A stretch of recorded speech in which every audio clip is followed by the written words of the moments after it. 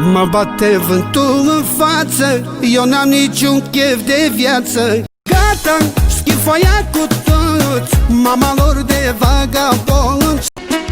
O și să moară și să moară toți dușmanii.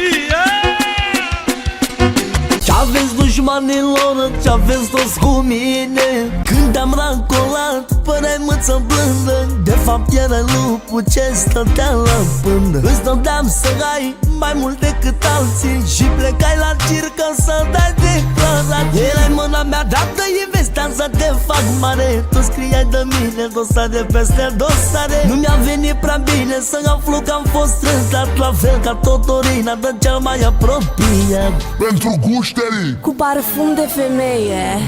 Stai cu minte, știi că nu sufră ieri și de aici pot să te arunc în aer. Doar apăs pe un buton și îți fac rău. Te pupă băiatul și ai grijă de corpul tău. Dă-te la o parte că a venit Dani Bocanu.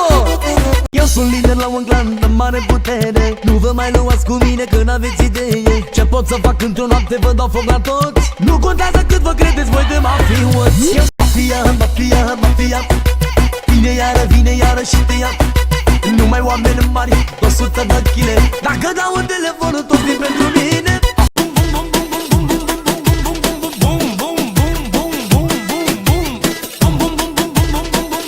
Stați cum ești nebunilor.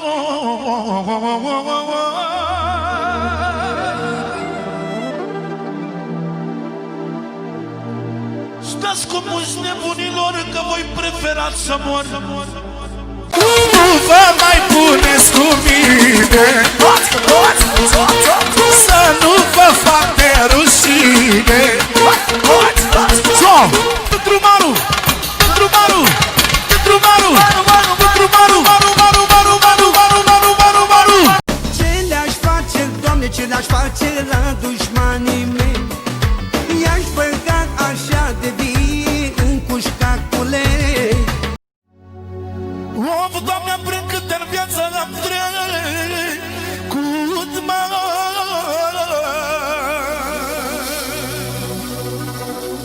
auzi cuvinte pe secundă. O,